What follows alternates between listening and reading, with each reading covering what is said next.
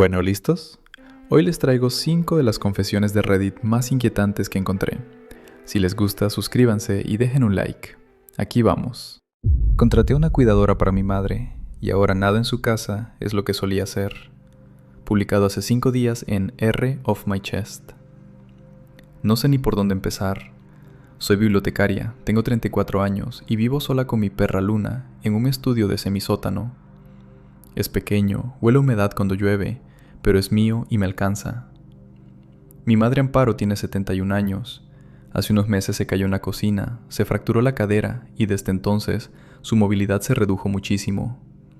Ya no puede hacer la compra, apenas baja las escaleras. Mi hermano mayor Héctor vive en otra ciudad y tiene un poder notarial sobre las finanzas de mi madre, así que entre los dos decidimos contratar a una cuidadora. Así llegó Consuelo. Al principio todo parecía ir bien. Yo visito a mi madre cada domingo sin falta, le llevo fruta, le reviso la nevera, nos sentamos a tomar café juntas. Pero con las semanas empecé a notar cosas que no encajaban. El jabón de manos del baño ya no olía a lavanda, sino a algo industrial, áspero. Las sábanas de su cama tenían una textura distinta, más vasta. El café que había en la cocina era una marca barata que mi madre jamás habría comprado. Cada vez que se lo mencionaba, ella me miraba confundida y decía que todo estaba igual que siempre. Yo pensaba que eran cosas de la edad, que quizá estaba volviéndose más terca o despistada. Me convencí de que exageraba. Pero no exageraba. El domingo pasado, después de comer, bajé la basura por ella. Al levantar la tapa del contenedor, vi una bolsa de farmacia aplastada detrás. La saqué sin pensar.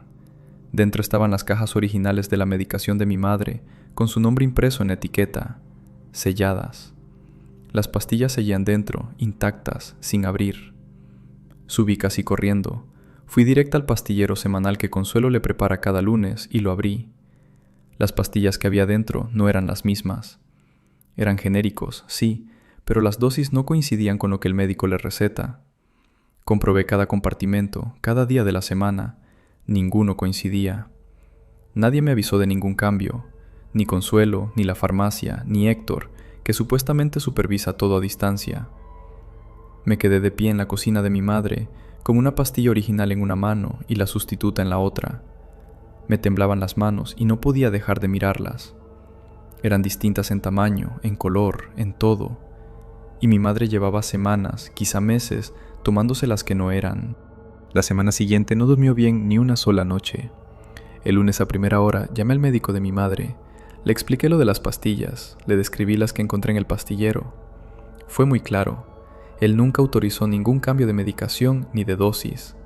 Las recetas en su sistema seguían siendo las originales, los fármacos de marca con las dosis exactas que Amparo necesita.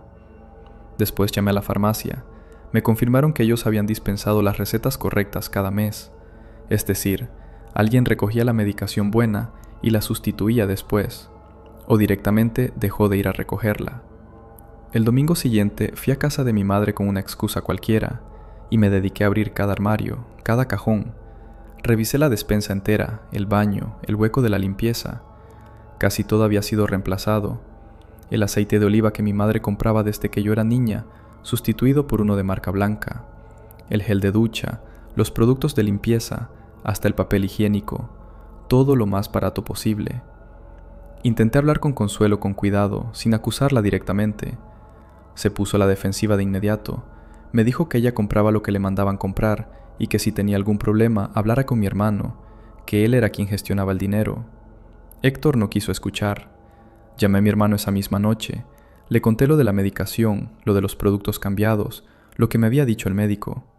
Su respuesta fue que yo estaba exagerando, que los genéricos eran exactamente lo mismo, que Consuelo hacía un trabajo estupendo y que debería estar agradecida de que alguien estuviera allí cada día, porque yo desde luego no podía. Cuando le pregunté por el presupuesto que asignaba para la casa de mamá, cambió de tema. Le insistí, se enfadó y me colgó. Mientras tanto, mi madre empeora cada semana. Repite las mismas frases 3 veces en una hora. Se olvida de comer si nadie se lo recuerda. El domingo pasado me llamó por el nombre de mi abuela Carmen, que murió hace 12 años. Me miró como si no entendiera por qué yo tenía los ojos húmedos. Por las noches vuelvo a mi semisótano. Luna se acurruca a mis pies y me quedo mirando el techo pensando en cuántas semanas dejé pasar. Cuántos domingos me senté frente a mi madre y me dije que simplemente se estaba haciendo mayor. Confié en mi propia familia y ahora no sé cuánto daño se ha hecho mientras yo miraba para otro lado. Algo cambió en ella después de aquel domingo. Esa semana hice lo que debería haber hecho desde el principio. Fui a casa de mi madre con el móvil cargado y fotografié cada producto, cada envase, cada caja. Comparé las recetas del médico con lo que había en el pastillero y guardé capturas de pantalla de todo. Hice una lista de cada sustitución que encontré, producto por producto. Después me senté en mi semisótano, con luna echada sobre mis pies, y escribí todo aquí. No esperaba que nadie lo leyera, pero los mensajes empezaron a llegar y no paraban. Hubo gente que trabaja en atención a personas mayores y me dijo sin rodeos que cambiar la medicación sin orden médica es negligencia y que debía denunciarlo. Otros me hicieron ver algo en lo que yo no había querido pensar. Si mi hermano tiene el poder notarial y controla el presupuesto del hogar, las sustituciones podrían no venir de Consuelo, sino de él. Yo había estado tan centrada en vigilar a Consuelo que nunca miré hacia arriba. Héctor gestiona las cuentas de mi madre desde otra ciudad y yo jamás he visto un extracto, ni un recibo, ni un desglose de en qué se gasta el dinero de mamá. Mamá primero. Esto me revuelve el estómago. Mi abuela pasó por algo parecido y nadie le creyó cuando decía que las cosas no eran suyas. Le decíamos que eran cosas de la edad. 3 gatos grises. He leído muchas cosas en este sub, pero esto me dejó con una sensación horrible en el pecho. Ojalá Amparo mejore ahora con la medicación correcta. Quieto en la esquina. ¿Tu hermano tiene poder notarial? Porque si lo tiene, legalmente puede justificar esos movimientos como gastos del hogar. Necesitas un abogado especializado en derecho de familia, ya. Sí, tiene poder notarial desde que mi madre se cayó. Yo misma se lo sugerí, porque él se ofrecía a encargarse de las facturas y yo no podía gestionarlo todo con mi horario en la biblioteca. Fui yo quien le entregó el acceso a cada cuenta. Eso es lo que no me deja en paz. Solo le quedaba una llamada por hacer. Reuní el valor y llamé a Héctor. Le pedí directamente los extractos bancarios de las cuentas de mamá. Me dijo que me los enviaba en unos días. Pasaron 3 días sin noticias. Le escribí de nuevo. 5 días y seguía sin responder. Cuando le llamé por tercera vez, explotó. Me dijo que estaba paranoica, que era una desagradecida, que él cargaba con todo mientras yo jugaba a ser detective desde mi estudio, y que si no confiaba en mi propia familia, el problema era mío. Me colgó. Y ahí lo entendí. Si no hubiera nada que esconder, me habría mandado los papeles en 5 minutos. Su rabia no era la de alguien ofendido, era la de alguien acorralado. Esa noche, sentada en el suelo de mi semisótano con luna apoyada contra mi pierna, tomé la decisión. No iba a esperar más respuestas que no iban a llegar. Iba a ir directamente al banco con la documentación de mi madre y la mía como familiar directa. Si Héctor no me daba las respuestas, las buscaría yo sola. Días después, volvió con la actualización que todos esperaban. Le pedí los extractos bancarios a mi hermano y ahora entiendo todo. Fui al banco con el documento de identidad de mi madre y el mío como familiar directa. Me atendió una gestora que tardó menos de 20 minutos en imprimir los movimientos de los últimos 14 meses. Lo que vi en esos papeles me quitó el aire. Transferencias periódicas desde la cuenta de mi madre a una cuenta a nombre de Héctor, cada mes, sin falta. Más de 30.000 euros en total. El presupuesto que Héctor autorizaba para que Consuelo gestionara la casa era una miseria comparado con lo que las cuentas de mi madre podían cubrir de sobra. Fui directa a casa de mi madre y esperé a Consuelo. Le puse los extractos delante y le dije que sabía lo del dinero. Se derrumbó. Me lo contó todo entre lágrimas. Héctor le ordenó desde el principio que recortara cada gasto al mínimo, que comprara lo más barato en todo, que sustituyera los medicamentos de marca por genéricos baratos sin importar la dosis. Cuando ella dudó, él amenazó con despedirla y denunciarla por abandono de paciente. Consuelo tenía miedo, dependía de ese sueldo, y obedeció. El deterioro de mi madre, la confusión, que me llamara por el nombre de mi abuela Carmen, que olvidara comer, todo eso no era la edad. Era el resultado directo de meses con una medicación equivocada que mi propio hermano autorizó a sabiendas para ahorrarse el dinero que estaba robando. Cada domingo que me senté frente a mi madre diciéndome que simplemente se hacía mayor, Fue un domingo en el que el daño se profundizaba por culpa de Héctor. Enfermera RN, Val. Trabajé en geriatría 5 años. Cambiar la dosis de un medicamento sin supervisión médica puede causar daño neurológico acumulativo. Esto no es un descuido, es negligencia con consecuencias penales. Soy una puerta. Consuelo no es inocente. Puede que tuviera miedo, pero vio cómo una anciana se deterioraba cada semana y no dijo nada. El miedo a perder un empleo no justifica eso. Enfermera RN, Val. Entiendo tu postura, pero he visto auxiliares en situaciones donde el familiar que paga es el mismo que da las órdenes y amenaza. Si Consuelo dependía económicamente de ese trabajo y Héctor la amenazó con una denuncia falsa, la dinámica de poder es brutal. No la exculpa del todo, pero el asunto tiene más capas. Llamé a Héctor una última vez. Le dije que había ido al banco, que tenía los extractos, que lo sabía todo. Se quedó callado unos segundos y después dijo que eran préstamos, que pensaba devolverlo, que estaba pasando por problemas económicos y no creyó que nadie se fuera a dar cuenta. No le grité, no lloré. Le dije que iba a revocar el poder notarial y que no volviera a llamar a mamá hasta que un abogado me dijera qué paso seguir. La confesión de Consuelo quedó documentada por escrito. Con la medicación correcta restaurada bajo supervisión del médico, Amparo empezó a recuperar algo de lucidez con las semanas. Recordaba mi nombre sin dudar, volvía a preguntar por Luna, se acordaba de qué día era. Pero el médico fue honesto conmigo. Parte del daño acumulado no se va a revertir. Hay cosas que mi madre ya no recuperará, y eso es algo con lo que tendré que vivir sabiendo quién lo causó. Ya no volvió al semisótano, dejé mi estudio, metí mis cosas en cajas, recogí la cama de Luna y nos mudamos al piso de mi madre. Los primeros días fueron raros para las dos. Luna no sabía dónde echarse, Amparo se levantaba a las 6 y Luna la seguía por el pasillo sin entender la rutina. Pero poco a poco se fueron ajustando. Ahora Luna duerme al lado del sillón de mi madre y Amparo le guarda un trozo de pan del desayuno cada mañana, aunque yo le diga que no lo haga. Trabajo en la biblioteca por las mañanas y una nueva cuidadora viene mientras tanto, una que yo misma entrevisté, con referencias comprobadas y contrato directo conmigo.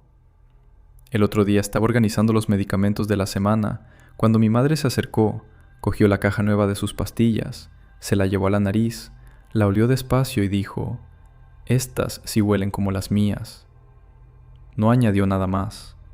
Yo tampoco pude. Doble filo. Lo más perturbador es que la madre decía que todo estaba igual.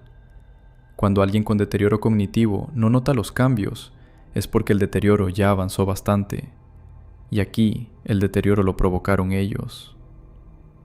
Pasamos a la siguiente historia. Soy agente inmobiliaria, tengo 30 años, y el empleado de una gasolinera me preguntó si mi acompañante del asiento trasero quería pedir algo. Yo iba completamente sola. Algo iba mal en ese auto desde hacía tiempo. Trabajo como agente inmobiliaria en una zona suburbana, bastante alejada del centro. Vivo con mi familia, sobre todo con mi hermana menor, Valeria, que tiene 26 años. Mi rutina es sencilla pero agotadora. Paso entre 8 y 10 horas al día conduciendo sola por urbanizaciones a medio construir, casas vacías en las afueras y caminos rurales donde a veces no hay ni cobertura de móvil. Mi auto se convirtió en mi refugio. Ahí canto, ahí lloro después de un día horrible. Ahí llamo a Valeria para desahogarme. Es el único lugar donde siento que nadie me observa. O eso creía. Hace unas semanas terminé de mostrar una propiedad sobre las 9 de la noche. Estaba agotada. Paré en una gasolinera casi vacía a cargar combustible y comprar agua. El empleado se acercó a limpiarme el parabrisas, algo normal por la zona, y mientras pasaba el trapo me dijo con toda naturalidad: «Oye, ¿y tu acompañante de atrás no quiere pedir nada?». Me quedé helada. Le dije que iba sola. El hombre se asomó al cristal trasero, entrecerró los ojos y se encogió de hombros. «Perdona, me pareció ver a alguien». Me giré hacia el asiento de atrás. Solo estaba mi manta oscura, la que siempre llevo doblada ahí para taparme las piernas cuando hace frío entre visita y visita. No había nadie. Arranqué con las manos temblando, pero el auto guardaba algo más. Todo el camino a casa intenté convencerme de que el empleado estaba cansado, de que la luz le jugó una mala pasada, de que tal vez vio el bulto de la manta y lo confundió con una persona. Para cuando llegué, casi me lo había creído. Aparqué frente a la casa y fui a abrir el maletero para sacar mi bolso de trabajo. Ahí, entre las carpetas con fichas de propiedades, había un recibo arrugado de una tienda de conveniencia. No era mío. Nunca había estado en ese establecimiento. Lo alicé con los dedos y leí la fecha. Ese mismo día. La hora marcada correspondía exactamente al rato que estuve dentro de una propiedad mostrándosela a unos clientes, con el auto estacionado fuera, solo y sin llave echada. Alguien había estado en mi auto, alguien había subido, había comprado algo, había vuelto y se había quedado ahí, en el asiento trasero, tapado con mi manta, mientras yo conducía cantando sin saber que no estaba sola. Esa noche Daniela no durmió. Le conté todo a Valeria en cuanto llegué. Se puso blanca. Me dijo que llamáramos a la policía de inmediato y no la dejé en paz hasta que marqué el número. Presenté la denuncia al día siguiente, pero los agentes apenas tomaron nota. No había señales de entrada forzada, no me habían robado nada, no había agresión. Me dijeron que probablemente el empleado de la gasolinera se confundió y que el recibo podía haberse colado con las carpetas en cualquier momento. Firmé el acta y me fui con la sensación de haber perdido el tiempo. Lo primero que hice al llegar al auto fue revisar la cámara del tablero. Tengo una pequeña que graba en bucle sobre una tarjeta de memoria. Cuando la conecté al ordenador, la mitad de los archivos estaban corruptos. Solo pude recuperar fragmentos sueltos, trozos de mis trayectos habituales, grabaciones mías cantando en la autopista, nada fuera de lo normal. Los tramos que correspondían a las horas clave simplemente no existían. La tarjeta llevaba meses sin fallar. Ahora, justo cuando la necesitaba, los datos habían desaparecido. Lo peor no era el miedo, era lo que ese miedo le hacía recordar. Empecé a revisar el asiento trasero antes de cada viaje. Levantaba la manta, miraba debajo, cerraba con llave, volvía a abrir y miraba otra vez. Comprobaba el maletero 2 veces, ponía el seguro apenas arrancaba. Pero lo que de verdad me destruía era repasar mentalmente todo lo que había hecho dentro de ese auto durante las últimas semanas. Las llamadas con Valeria donde hablamos de problemas familiares que nadie más conoce. Las veces que lloré sola después de perder una venta importante. Las conversaciones conmigo misma en voz alta, planificando mi semana, diciendo cosas que jamás diría delante de nadie. Si alguien estuvo ahí, lo escuchó todo. La idea me revolvía el estómago. Llamé a mi amigo Rodrigo, que trabaja en sistemas informáticos, y le pregunté si podía intentar recuperar los archivos dañados de la tarjeta. Me dijo que lo intentaría, pero que no me prometía nada. Mientras tanto, empecé a fijarme en detalles que antes ignoraba.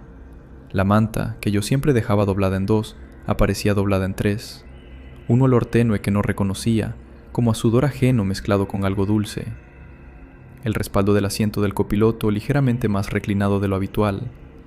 Cualquiera de esas cosas podía tener una explicación inocente, pero juntas formaban algo que ya no podía ignorar. Durante los días siguientes, el auto dejó de ser un refugio. Intenté seguir con mi rutina, pero algo se había roto.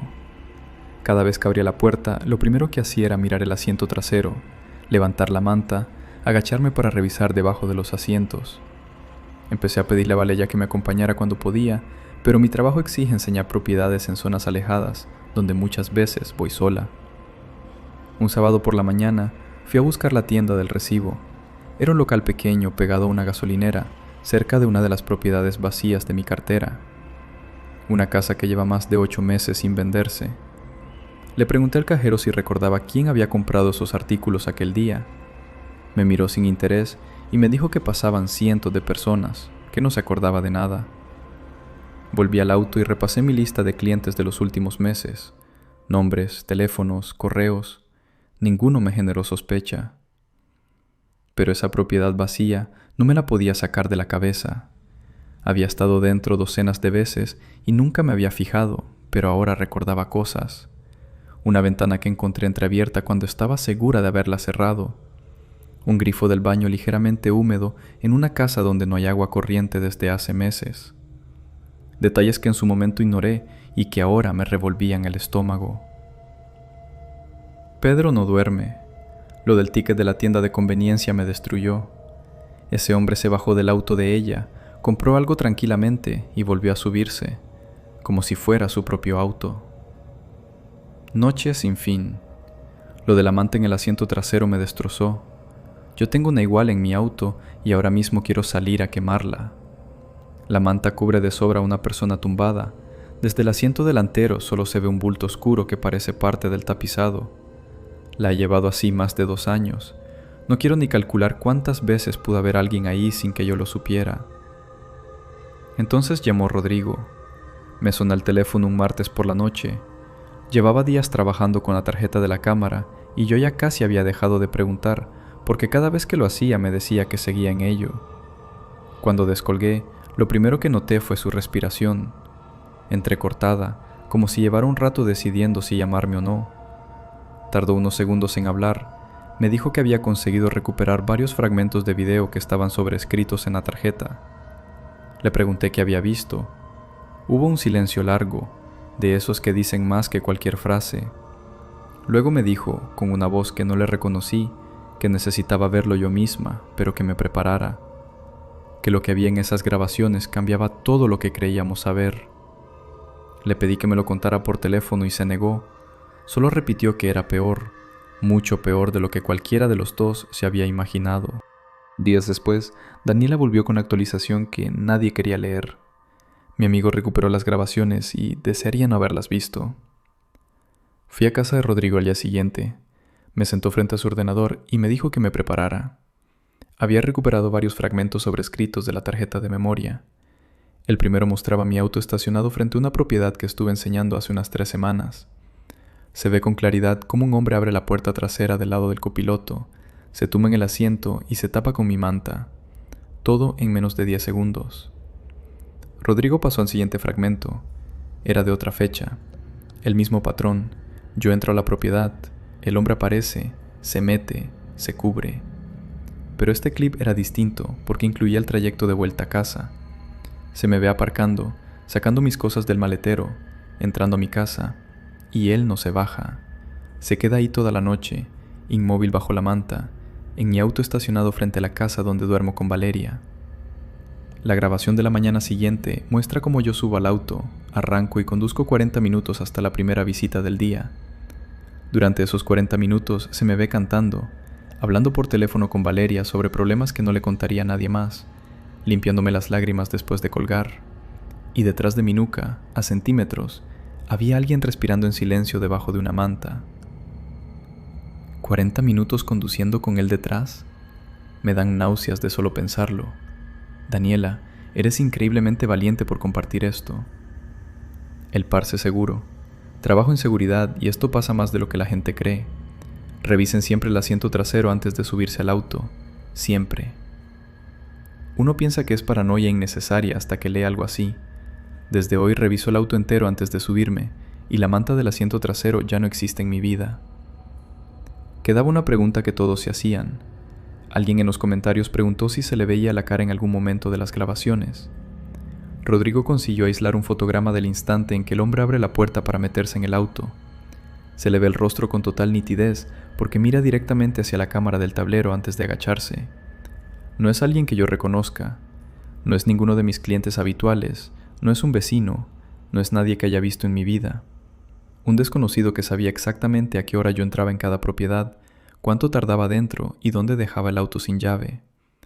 Lo que más me destroza no es el peligro. Es saber que pudo haberme hecho daño en cualquier momento y eligió no hacerlo. Eligió quedarse ahí, escuchándome, noche tras noche, viaje tras viaje. Eso no es oportunismo, eso es otra cosa que no quiero nombrar. Entregamos todo a la policía. Esta vez sí me escucharon.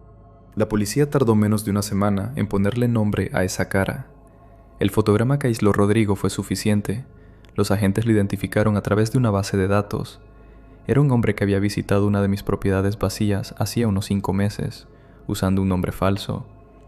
Concertó una cita para ver la casa, recorrió cada habitación conmigo durante casi 1 hora y nunca volvió a llamar. En aquel momento no le di importancia, pasa constantemente en este trabajo. La investigación reveló que había estado viviendo en esa misma propiedad, hizo una copia de la llave durante la visita original y se instaló ahí como si fuera suya. La casa llevaba 8 meses en mi cartera sin venderse y yo solo la visitaba cuando había un cliente interesado. así que él tenía semanas enteras sin que nadie lo molestara. Cuando la policía fue a buscarlo, ya no estaba. El lugar estaba vacío, limpio, sin rastro de que alguien hubiera vivido ahí. Pero en un contenedor de basura, a 3 calles, encontraron una bolsa con sus pertenencias, tirada con prisa. Dentro había un cuaderno. En ese cuaderno estaban los horarios exactos de Valeria y los míos, escritos a mano, con anotaciones de los días de la semana, a qué hora salíamos, a qué hora volvíamos, por dónde caminaba Valeria hasta su trabajo. También había dibujos detallados de la planta de nuestra casa, hechos desde fuera, mirando por las ventanas. El caso sigue abierto, ese hombre sigue libre.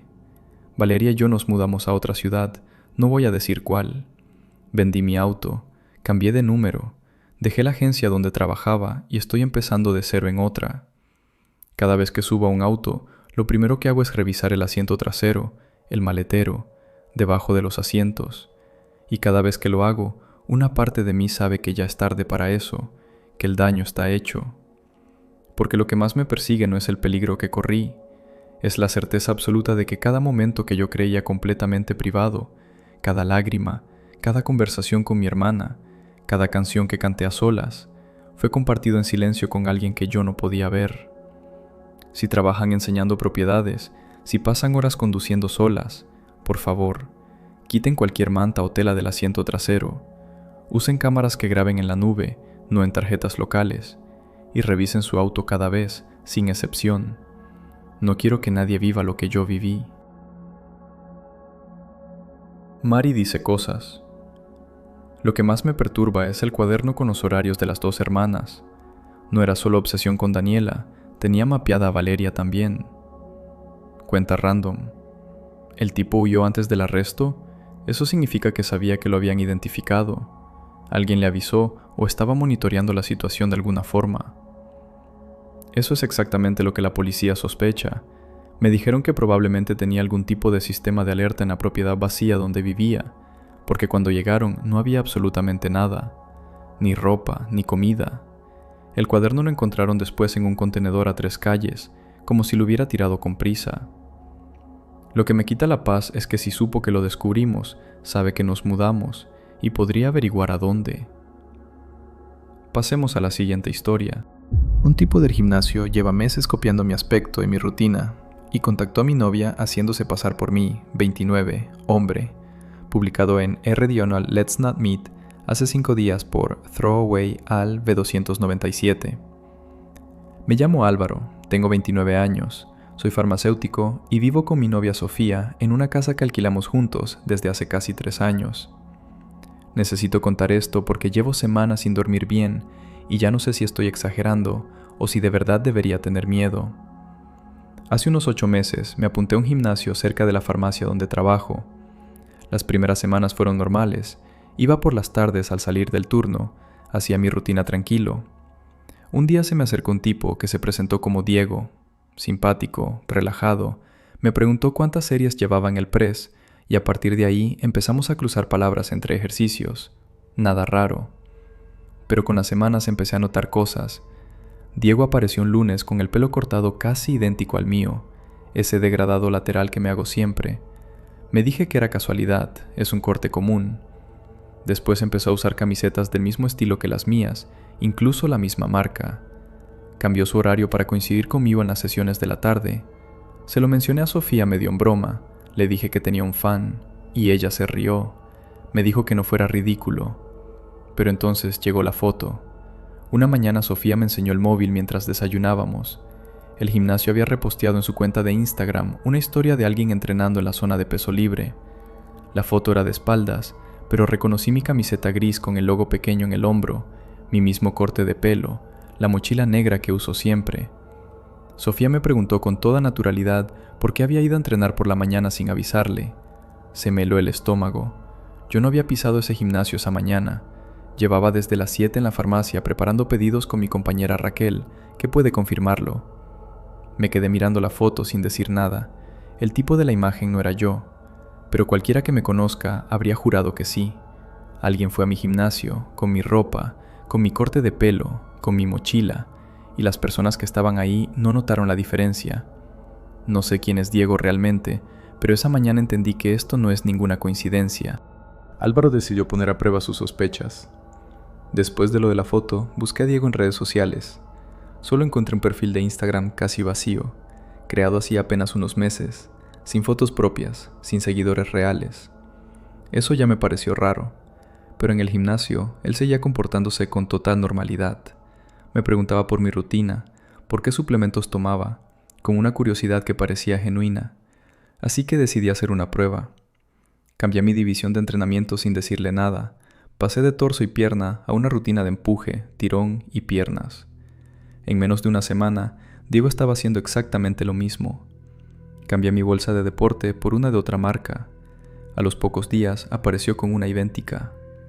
Se lo conté a mi hermano menor Iván y me dijo que o lo encaraba directamente o me cambiaba de gimnasio. Pero yo no quería ser el paranoico, el que arma un escándalo por unas coincidencias. Entonces empezaron los mensajes. Sofía recibió un WhatsApp de un número desconocido. El que escribía decía ser yo, que había cambiado de teléfono. Los mensajes mencionaban cosas que nadie de fuera debería saber. Usó el apodo que Sofía me pone solo en casa, uno que jamás he dicho en voz alta fuera de nuestras paredes. Mencionó el restaurante donde celebramos nuestro aniversario, un sitio pequeño al que no hemos vuelto. Y lo peor, hizo referencia a un problema de salud que le comenté a Sofía una noche en nuestra habitación, en voz baja, sin testigos. Sofía respondió un par de mensajes antes de sospechar y llamarme a la farmacia. Salí disparado hacia casa. Nos sentamos juntos a comparar las conversaciones y ninguno de los dos podía entender cómo ese número tenía acceso a detalles tan privados. No hay forma lógica de que alguien de fuera sepa esas cosas, a menos que nos esté escuchando. Estoy convencido de que es Diego, pero no tengo pruebas. No tengo nada que presentar que no suene ridículo dicho en voz alta. Esa noche Sofía se durmió antes que yo. Me quedé mirando el techo en la oscuridad, escuchando su respiración, preguntándome cómo es posible que alguien sepa lo que pasa dentro de mi propia casa. Álvaro decidió acudir a la policía. Fui a comisaría con capturas de los mensajes, la foto de Instagram y todo lo que pude reunir. Los agentes me escucharon, tomaron nota, pero noté en sus caras que no le daban la misma gravedad que yo.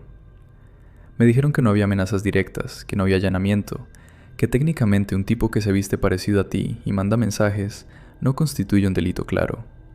Me recomendaron bloquear el número y cambiar de gimnasio. Salí de ahí sintiéndome peor que al entrar. Al día siguiente fui al gimnasio, decidido a encarar a Diego. Lo encontré en la zona de mancuernas, me acerqué con la voz temblándome y le dije que sabía lo que estaba haciendo, que dejara de copiarme, que dejara en paz a mi novia. Diego me miró con cara de confusión total, casi dolido, y me dijo que no tenía ni idea de qué le estaba hablando, que yo estaba siendo paranoico. Varios tipos que estaban entrenando se quedaron mirándome como si yo fuera el problema. Esa noche en la farmacia mi compañera Raquel notó que estaba ido. Le conté todo y fue ella quien me dijo algo que nadie más me había dicho. Documenta absolutamente todo. Cada captura, cada fecha, cada hora. Pide las grabaciones de las cámaras del gimnasio. Iván se ofreció a acompañarme, pero le dije que no. No quería meter a mi hermano pequeño en algo que no sé a dónde va. Sofía empezó a dudar antes de responder sus mensajes. Lo peor no es que un desconocido intente ser tú. Lo peor es ver cómo las personas que te quieren desarrollan una fracción de segundo de duda antes de creerte. Sofía me mandaba mensajes y después me llamaba para confirmar que era yo quien los había enviado. No me lo decía con desconfianza, pero la vacilación estaba ahí, y cada vez que la notaba sentía que Diego estaba ganando terreno sin ni siquiera estar presente. La confianza entre nosotros no se rompió, pero quedó magullada, como un hueso que duele con el frío. Esa semana compré unas cámaras de seguridad baratas por internet. Las monté yo mismo alrededor de la casa, una apuntando al jardín delantero, otra a la puerta trasera. Cuando estaba atornillando la última encima de la puerta principal, me di cuenta de que me temblaban las manos. No por el frío, no por el esfuerzo. Me temblaban porque estaba convirtiendo mi propia casa en una fortaleza contra alguien que el sistema no considera una amenaza. Noche sin Wi-Fi. Esto no es un acosador cualquiera, es alguien que quiere reemplazarte. Sal de ese gimnasio ya y cambia de rutina entera. Usuario del fondo. Lo de la historia de Instagram me revolvió el estómago.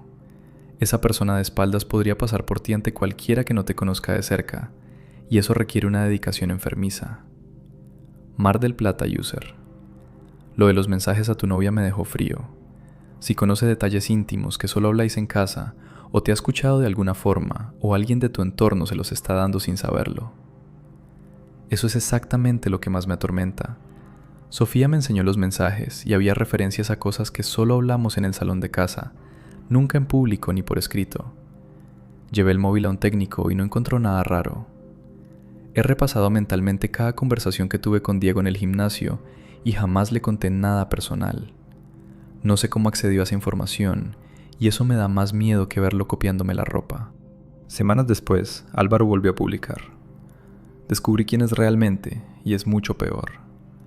Después de instalar las cámaras, Diego dejó de aparecer por el gimnasio, de un día para otro, como si se hubiera evaporado. Durante las primeras semanas sentí algo parecido al alivio, aunque nunca completo, siempre con ese peso en el pecho de saber que no se había resuelto nada. Entonces me llamó la policía. Un detective que había tomado el caso con más interés que los primeros agentes me citó en comisaría. Había pasado la foto de Diego por sus bases de datos y obtuvo una coincidencia. Diego no se llama Diego. Su identidad real está vinculada a 2 denuncias previas en 2 ciudades distintas por un patrón idéntico al mío. Se acerca un hombre, entabla amistad, empieza a copiar su apariencia y sus rutinas y termina contactando a la pareja o al círculo cercano de la víctima haciéndose pasar por él. Una de esas víctimas consiguió una orden de alejamiento que sigue vigente. La segunda víctima no registra actividad desde hace 14 meses. Sin redes sociales, sin movimientos bancarios, sin cambio de domicilio. El detective no me dijo qué significaba eso, pero su silencio lo dijo todo. Me quedé sentado en esa silla de comisaría con la sensación de estar leyendo el siguiente capítulo de mi propia vida en el pasado de otro. Sofía y yo solicitamos una orden de alejamiento ese mismo día. La orden fue concedida. Álvaro quería creer que había terminado. Lucía QLQ. ¿Tu gimnasio tiene cámaras de seguridad? Pide acceso a las grabaciones antes de que las sobreescriban. Necesitas material que demuestre el patrón de copia. Paranoia sana. Esto me recuerda a un caso que vi en un documental. El tipo hacía exactamente lo mismo. Copiaba la vida de otro hombre hasta que conseguía infiltrarse en su entorno. Tardaron años en pararlo porque no había violencia física. Lucía QLQ. Sé de cuál hablas. Lo peor de ese caso es que la ley no contempla bien este tipo de acoso porque no hay amenazas directas ni agresiones. Hasta que no se demuestra suplantación formal de identidad, para el sistema es solo un tipo raro que se viste igual que tú. 2 semanas después de la orden, todo se derrumbó de nuevo. Sofía me llamó al trabajo una mañana con la voz rara. Había encontrado un perfil en redes sociales con mi nombre completo, mi nombre real y mis fotos. No las del gimnasio, sino fotos mías de verdad, sacadas de mis propias cuentas privadas. El perfil llevaba activo lo suficiente como para haber enviado solicitudes de amistad a compañeros de la farmacia, a amigos de la universidad, a un primo mío que vive en otra ciudad. Varios habían aceptado sin sospechar nada porque la foto de perfil era mi cara. Fui a la policía con todo. El detective revisó el caso, pero me explicó que, desde el punto de vista técnico, no podían vincular ese perfil con Diego, o como quiera que se llame realmente.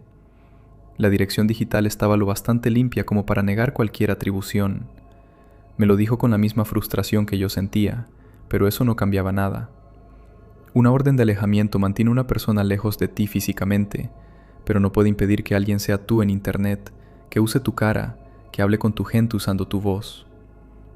Álvaro cerró su publicación con estas palabras. Sofía y yo estamos hablando de mudarnos, cambiar de ciudad, empezar en otro sitio. Pero me quedo pensando si eso sirve de algo cuando la copia de ti ya es digital. Diego, o quien sea, tiene mi vida entera guardada en algún disco duro, mis fotos, mis contactos, los nombres de las personas que me importan. Puede crear otro perfil mañana, desde cualquier lugar, y volver a ser yo sin que nadie lo note hasta que sea demasiado tarde. La orden de alejamiento es un papel, y un papel no significa nada cuando alguien ha decidido convertirse en ti. Escribo esto porque no sé qué más hacer. Si alguien ha pasado por algo parecido o conoce algún recurso legal para este tipo de acoso, por favor, cualquier orientación me vale. Gracias a todos los que habéis seguido esto desde el principio. Tinfoil, pero serio. Lo más perturbador es que esto probablemente empezó mucho antes de que te dieras cuenta. Si ya contactó a Sofía con detalles privados, lleva semanas o meses reuniendo información sobre vosotros. Tinfoil, pero serio. Lo más perturbador es que esto probablemente empezó mucho antes de que te dieras cuenta. Si ya contactó a Sofía con detalles privados, lleva semanas o meses reuniendo información sobre vosotros. Gracias por decirlo, es lo que más vueltas me da. Llevamos meses pensando que empezó cuando lo conocí en el gimnasio, pero cada vez estoy más convencido de que ya sabía quién era yo antes de acercarse. La primera conversación que tuvimos no fue casual, fue calculada. Cuidad a la gente que os rodea. Pasemos a la siguiente historia.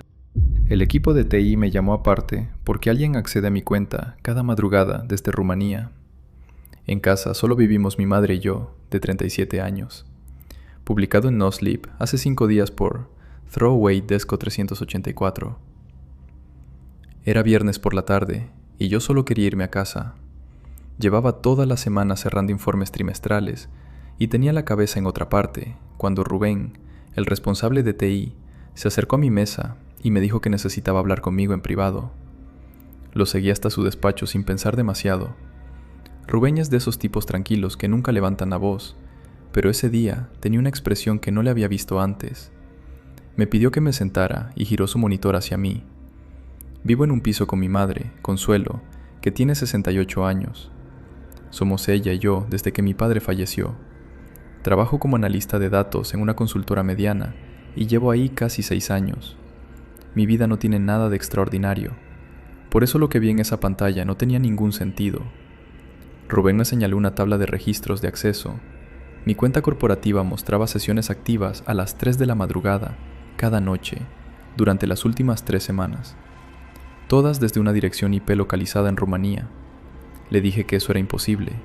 A esa hora estoy dormida. Mi madre apenas sabe usar su móvil para llamar por teléfono. Pero Rubén no había terminado. Me pidió que mirara más abajo, donde aparecía el detalle de cada sesión. No eran simples inicios de sesión. Quien entraba descargaba archivos de clientes concretos, datos personales, direcciones, información financiera. Al principio pensé que sería algo aleatorio, algún programa automático rastreando carpetas al azar, pero entonces lo vi claro. Los archivos descargados cada noche coincidían exactamente con los expedientes en los que yo había trabajado ese mismo día. Si el martes yo revisaba el caso de una empresa de logística en Sevilla, a las 3 de la madrugada alguien descargaba esa carpeta entera.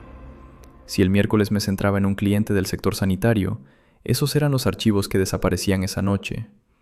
Uno por uno, sin excepción, sin un solo error. Sentí un vacío en el estómago que me subió hasta la garganta. No era una brecha aleatoria. Alguien estaba observando lo que yo hacía, hora por hora, y después actuaba mientras yo dormía. Me quedé mirando la pantalla sin poder moverme. Rubén me preguntó si estaba bien. No supe qué contestarle. El fin de semana no trajo ningún alivio. Esa misma noche del viernes, cambié la contraseña corporativa en cuanto llegué a casa. Elegí algo largo, con símbolos, nada que pudiera adivinarse.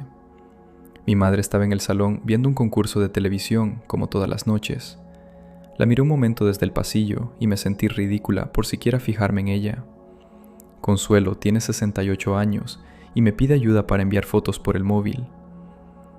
Revisé los registros del router del piso, buscando conexiones extrañas, pero no soy especialista en redes y todo me parecía normal. Guardé el portátil en mi dormitorio con llave. El sábado y el domingo apenas dormí. Me levantaba a las 3 de la madrugada y me quedaba mirando el techo, imaginando a alguien al otro lado de una pantalla entrando en mi cuenta justo en ese instante. El lunes fui directa al despacho de Rubén antes de quitarme el abrigo.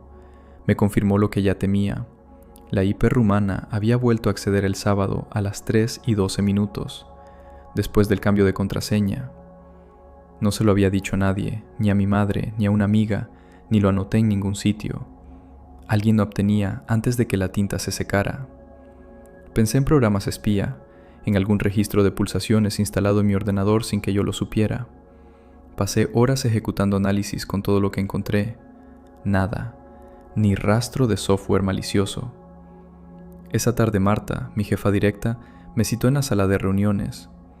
Me explicó con tono neutro que la empresa había abierto una investigación formal por la filtración de datos de clientes. No me acusó directamente, pero la manera en que me miraba, como esperando que confesara algo, me dejó claro que el peso caía sobre mí. Salí de esa reunión con las manos temblando. Esa noche cambié la contraseña otra vez, pero esta vez lo hice desde el móvil, usando datos móviles, no la red del piso. Si el problema era mi conexión doméstica, esto lo demostraría. Me acosté y esperé. El miércoles por la mañana, Rubén me escribió un mensaje escueto. Nuevo acceso el martes a las 3:04. La contraseña que había creado fuera de mi red desde mi teléfono, sin pronunciarla en voz alta. Me quedé paralizada en la silla del autobús camino al trabajo. Si no era el router, ni un virus, ni mi ordenador, la filtración no era digital. Era física. Alguien dentro de mi piso me estaba viendo teclear. Alba decidió poner a prueba lo único que no había descartado.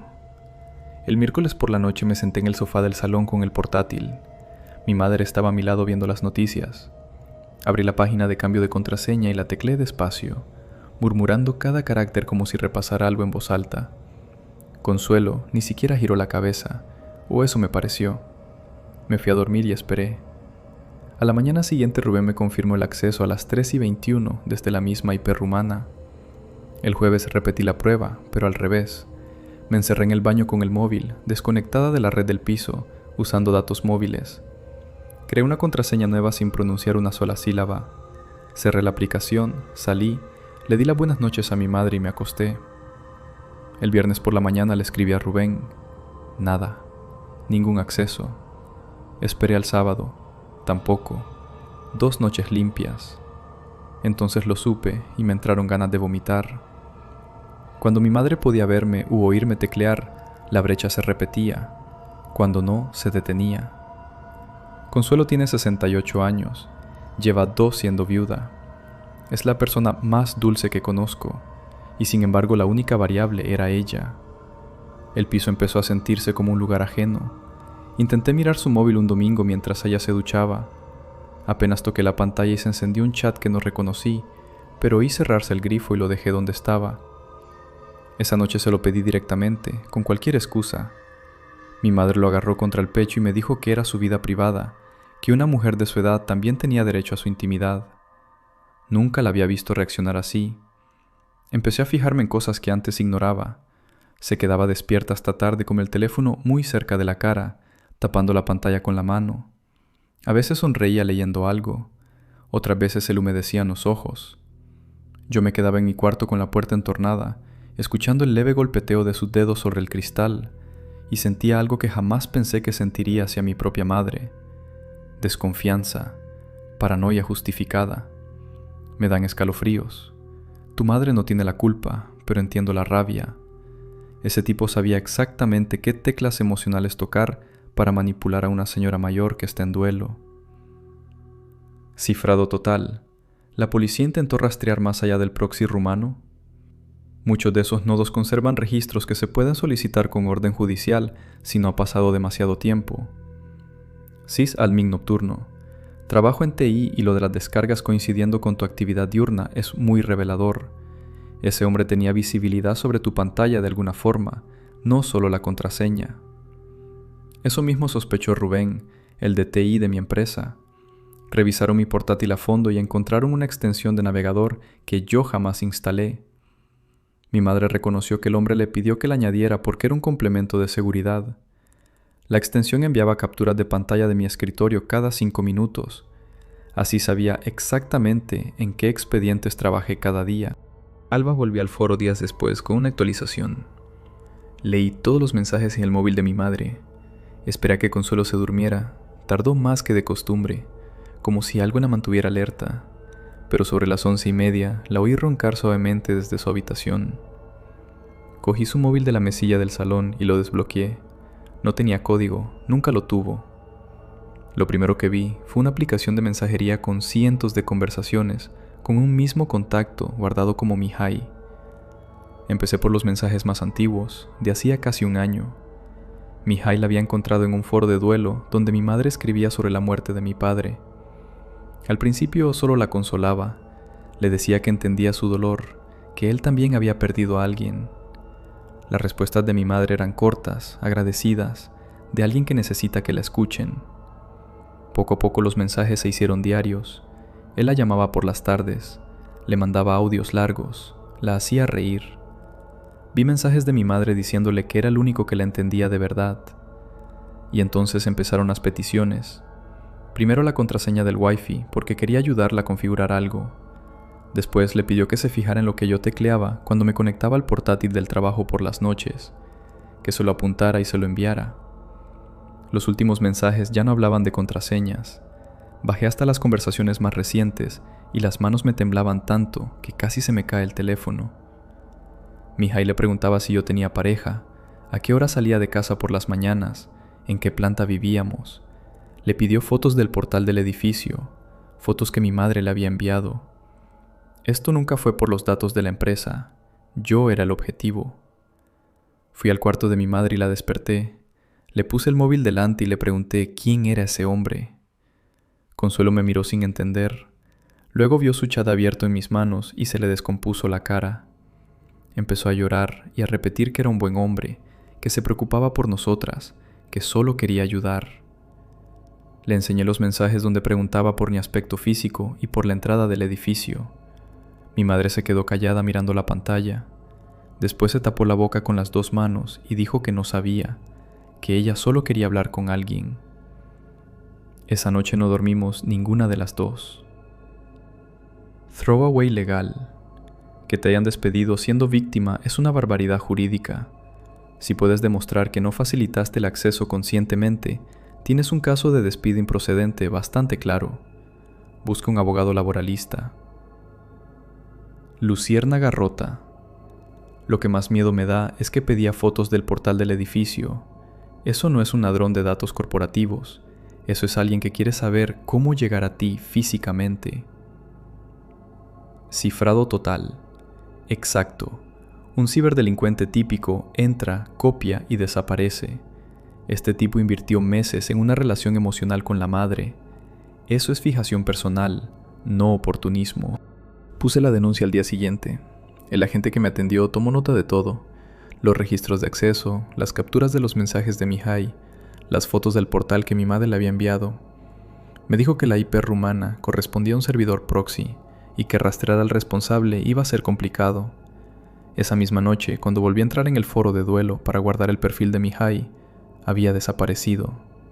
La cuenta, los mensajes públicos, todo borrado como si nunca hubiera existido. Informé a la empresa con esperanza de que entendieran lo que había pasado. Marta me llamó a su despacho el jueves. No me miró a los ojos. Me dijo que la decisión venía de arriba y que la filtración de datos de clientes era demasiado grave para resolverla con una disculpa. Me despidieron. 6 años trabajando allí y salí con una caja de cartón y un nudo en la garganta. Consuelo dejó de hablar, no por enfado, sino por vergüenza. Pasaba los días sentada en el sofá con la mirada fija en la ventana. Dejó de ver la televisión, dejó de cocinar. Yo le ponía el plato delante y ella apenas lo tocaba. Cambiaron de barrio, pero la sensación de estar expuestas no se fue con ellas. Nos mudamos a otro barrio a las 2 semanas. Cambié de número de teléfono, de correo electrónico, de cerradura. Pedí a la compañía telefónica que eliminara nuestros datos de listín. Hice todo lo que se puede hacer cuando alguien sabe dónde vives. Pero hay una cosa que no he podido confirmar y que me corroe por dentro cada día. No sé si ese hombre tiene nuestra dirección real. Mi madre le envió fotos del portal, pero no recuerda si le dijo la calle o el número. Dice que no, pero también decía que Mihai era un buen hombre. Ahora cada vez que salgo a la calle y alguien me mira un segundo de más, la duda vuelve entera. En el autobús, en el supermercado, en la cola del pan. Me pregunto si es él o si me estoy volviendo loca. La vulnerabilidad no fue un cortafuegos ni un servidor, fue la soledad de mi madre. Y eso es lo que hace que sea imposible de reparar, porque no existe ningún parche para el vacío que deja alguien que se muere y te deja sola con 68 años y un teléfono como única compañía. Madre de 3, lloro por tu madre.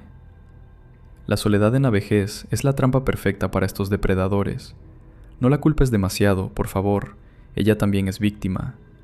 Pasemos a la siguiente historia.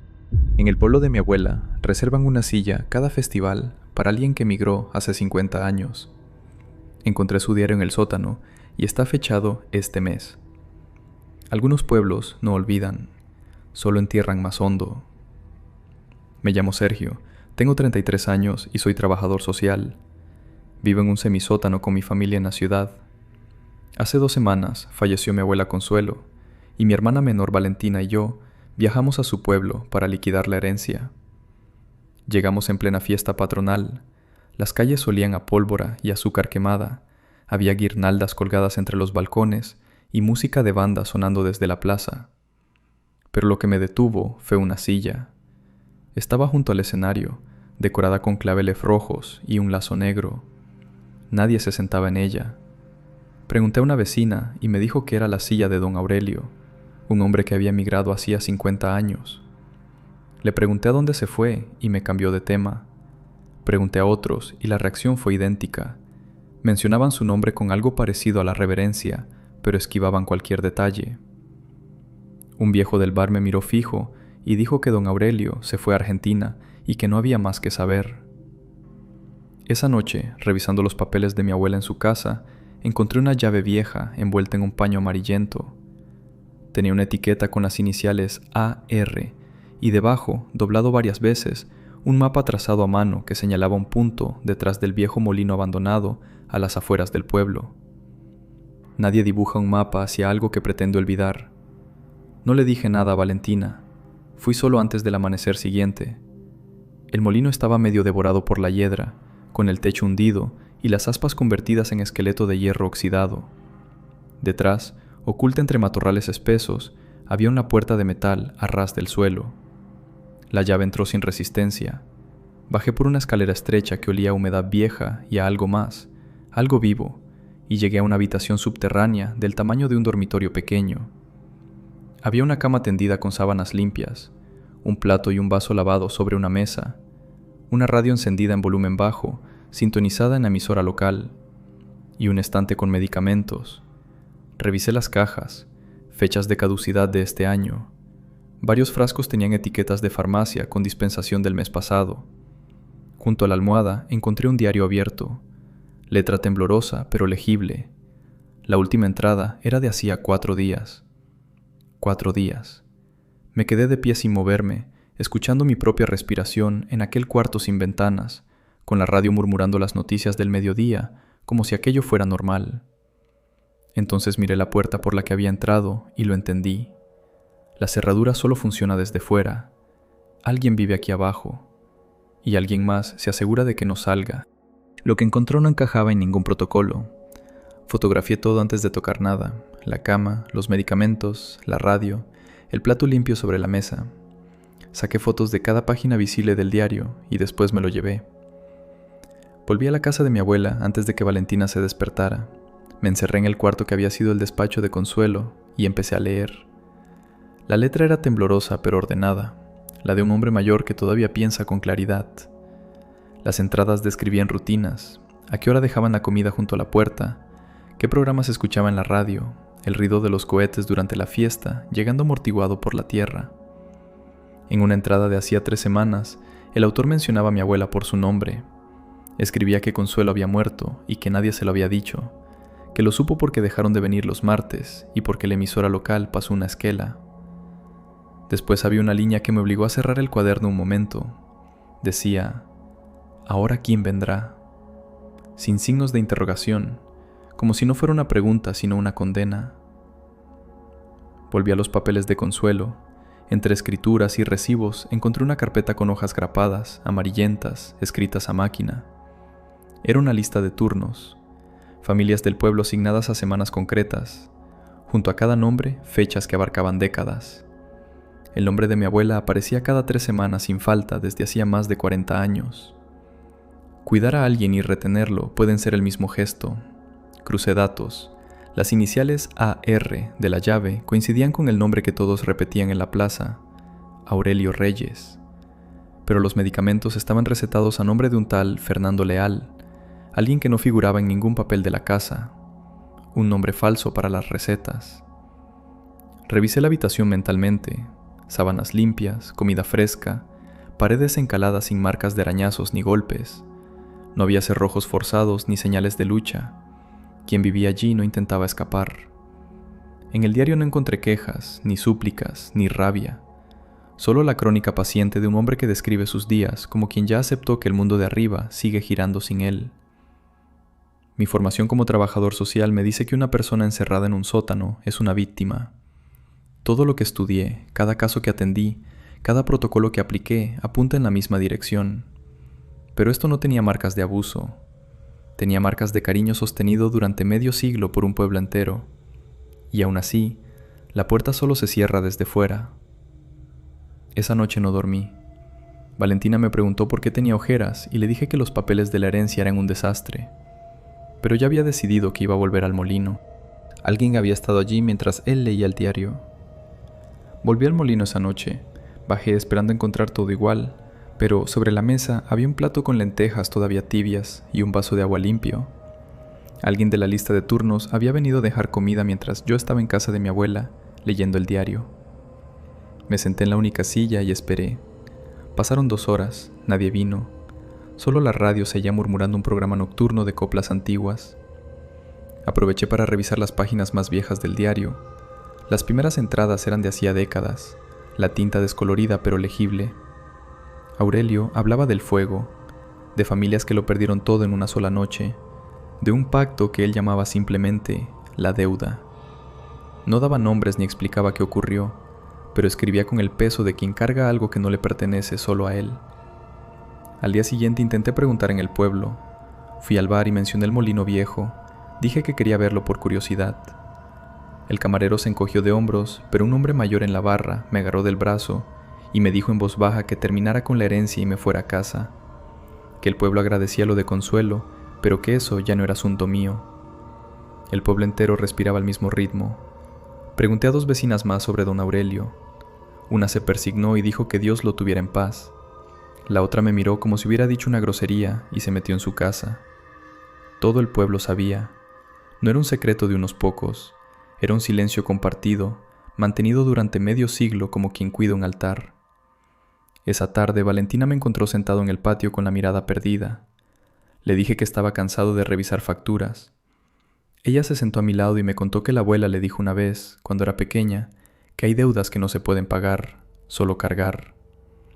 Valentina lo recordaba como una frase rara, sin contexto, pero a mí me atravesó el pecho porque ahora entendía a qué se refería Consuelo. La silla con claveles en la plaza no era nostalgia, era un ritual para que nadie olvidara. Esa noche tomé una decisión. Iba a volver al cuarto del molino, pero esta vez no a buscar pruebas.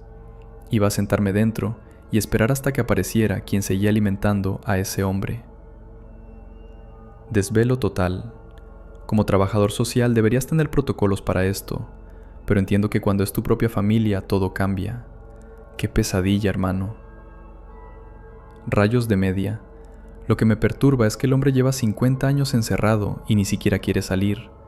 Le rompieron algo por dentro que ya no tiene arreglo. Noche sin reloj. ¿Tu abuela nunca dejó nada escrito explicando por qué lo hacía? ¿Ni una carta, ni un mensaje para tu madre? Sí, encontré un sobre cerrado dirigido a mi madre metido entre las páginas del diario de Aurelio. Decía que lo sentía, que al principio fue miedo y después fue costumbre, y que cada año que pasaba era más difícil parar. Mi madre murió hace 4 años sin haber abierto esa carta. No sé si eso lo hace peor o simplemente distinto. Sergio volvió al hilo con una actualización. Encontré al hombre de la silla y sigue vivo. Esperé dentro del cuarto casi 5 horas. Estaba a punto de irme cuando oí pasos en la escalera. Me puse de pie con el corazón en la garganta, preparado para cualquier cosa menos para lo que vi. Un hombre viejo, delgado como un junco, con el pelo blanco pegado al cráneo y las manos temblorosas, bajó despacio sujetándose a la pared. Llevaba una bolsa de tela con pan y fruta. Me miró sin sorpresa, como si llevara años esperando que alguien de mi familia apareciera a hacer preguntas. Se llama Aurelio Reyes, tiene 83 años, y sacó del bolsillo una segunda llave idéntica a la que encontré entre los papeles de mi abuela. Siempre tuvo la suya. Puede salir cuando quiera. La puerta cierra desde fuera para que ningún curioso entre, no para que él no salga. Se sentó en la cama y me contó todo. Hace 50 años vio cómo varios patriarcas del pueblo quemaron la casa de una familia de jornaleros para quedarse con su tierra. Cuando intentó denunciarlo, le dieron dos opciones: desaparecer del mundo o que su propia familia sufriera lo mismo. Eligió desaparecer. Mi abuela Consuelo y un puñado de familias organizaron los turnos para mantenerlo vivo. Medio siglo de comida, medicinas y silencio. 50 años bajo tierra por una decisión que nadie más tuvo el valor de tomar. Me quedé sentado frente a él sin saber qué decir. Todo lo que aprendí en la carrera, todos los casos que atendí como trabajador social, cada manual y cada protocolo, me dicen que una persona confinada necesita intervención. Pero Aurelio no está confinado, está escondido. Por voluntad propia, con llave propia, protegido por gente que lo quiere. Me pidió que no contara nada. Los descendientes de aquellos patriarcas siguen teniendo poder en la comarca. La familia de jornaleros se marchó hace décadas y nadie sabe dónde están. Sacarla a la luz ahora no repararía nada, solo destruiría lo poco que queda. Me dijo que mi abuela fue la persona más constante de la rotación, que nunca faltó un solo martes en más de 40 años, y que cuando dejó de venir supo que había muerto. Dijo su nombre, Consuelo, con una ternura que me rompió por dentro. Volví a casa de mi abuela antes del amanecer. Valentina dormía. Me senté en el despacho con la llave de Aurelio en la mano y me pregunté qué clase de trabajador social soy si la respuesta correcta es no hacer absolutamente nada. Mariposa nocturna A. Lo de la puerta que solo cierra desde fuera me revolvió el estómago. Eso no es protección. Eso es una celda con flores en la puerta. Errante del norte. Llevo toda la vida en un pueblo de 300 habitantes y te juro que las cosas que se callan en comunidades así son inimaginables. Esto es demasiado creíble. Grietas en el piso. Confirmo. Mi abuelo fue alcalde de un pueblo de 200 y algo en los 80. Cuando murió encontramos documentos que mejor no menciono. Los pueblos chicos no olvidan nada, solo entierran todo más hondo. Eco del molino. La carta del ayuntamiento al final, 6 firmas. Eso no es una invitación. Eso es una amenaza con membrete oficial. Sergio tomó una decisión, y el pueblo tomó otra por él. Devolví la llave a la mesilla de noche de mi abuela, la envolví en el mismo paño amarillento y la dejé exactamente donde la encontré. Terminé el papeleo de la herencia en 2 días, firmé lo que había que firmar en el ayuntamiento y cargué el coche. Valentina me preguntó en el camino de vuelta si estaba bien. Le dije que sí, que solo estaba agotado de tanto trámite. No le conté nada. No le conté que debajo del molino abandonado vive un hombre de 83 años que renunció al mundo para proteger a los suyos. No le conté que nuestra abuela dedicó cada tercer martes de su vida, durante más de 4 décadas, a bajar comida y medicinas a un sótano.